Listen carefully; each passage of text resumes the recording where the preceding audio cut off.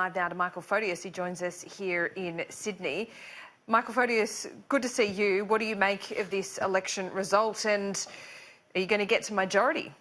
It's a stunning victory for Scott Morrison and Josh Frydenberg, and we shouldn't leave Josh out of the frame centre and front. When the nation was asleep in January, he kicked off the fight on the economic stuff and the tax and worked really hard. So it's been a brilliant win. Three-term victory here in Sydney for the O'Farrell, Baird, Berejiklian governments, and now, of course, a third term for the Libs federally. It's just magnificent. We will get a majority.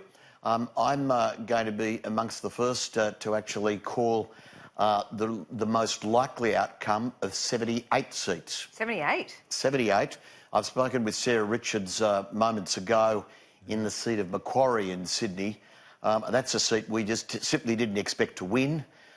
We were behind by some 600 before postals were counted yesterday. And Laura, with the 2,000 postal votes yesterday, that shrank by half to 312. Another 2,000 to go today. If the same trend line continues, it'll be line ball.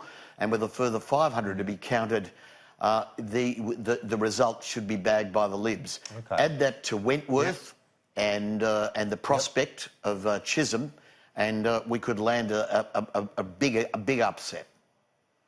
Okay, and Bass as well, obviously in the Liberal column as well, Michael. And what do you make of the analysis by Paul Kelly? I'm certainly leaning towards this view myself, is that fundamentally underlying the Labor capitulation was just a miscalculation on the character of Australians. That there just wasn't any message for aspirational voters. They were going to keep the deficit levy in place. There was, talk of taking the gift to the retiree, through the dividend imputation policy. They called it a gift. I mean, the language was just so anti-aspirational, wasn't it? Yeah.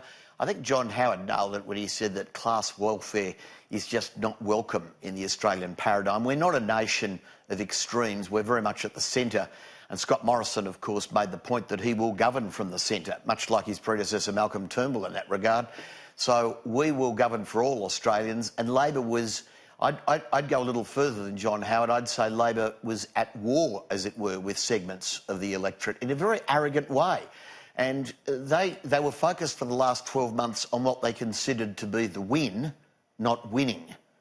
They weren't out there in these last final days. I mean, Friday and Saturday was emblematic of a Labor campaign that was derailing as it continued. To almost go on holidays, as Bill Shorten did on Friday, Saturday, was arrogant, but at least honest. He expected to be coronated.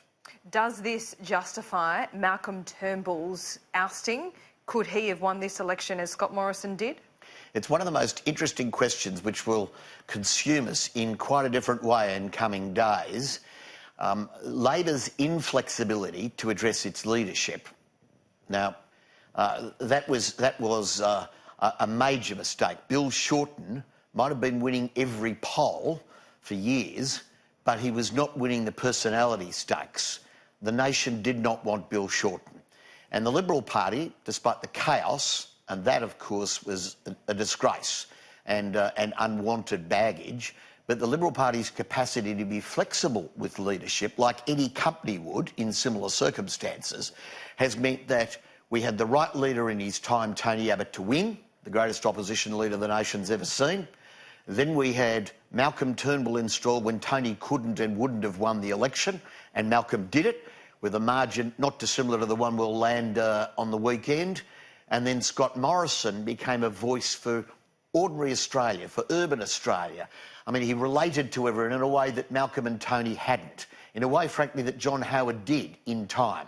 But Scott's actually got there faster than John Howard, I'd contend. I think we're going to see an extraordinary national stewardship under the Morrison government, and he's likely to be the third longest-serving Prime Minister from the coalition side. It'll go Menzies, Howard, Morrison, Turnbull. Have you got any prediction on what we can expect from Mr Morrison in terms of his cabinet and his priorities? Obviously, tax cuts is one, but he's got some room to move in terms of his frontline team, and he's also got immense authority. He's got immense authority. It'll be a Morrison government. just like in New South Wales it's now a Berejiklian government, and he'll have the capacity to choose who he thinks is best suited. He'll want to blend, I've got to say, a fair bit of the experience that remains on the front bench in the cabinet, because there is major surgery that he himself doesn't have to undertake. I mean, from Julie Bishop to Steve Chobo to Christopher Pyne, there's been major change that enables us to freshen up the team for a new government that could have a third and fourth term, probably get a fourth term in these circumstances as the tax cuts hit home and the economy stabilises and we move solidly back into a deficit, into a surplus. I think Scott will bring in some fresh faces, but I think some of the stars of the current government, Josh Frydenberg in Treasury, Matthias Cormann, government leader in the Senate, Maurice Payne in Foreign Affairs, they're all here to stay. Michael Photios, thanks. Pleasure.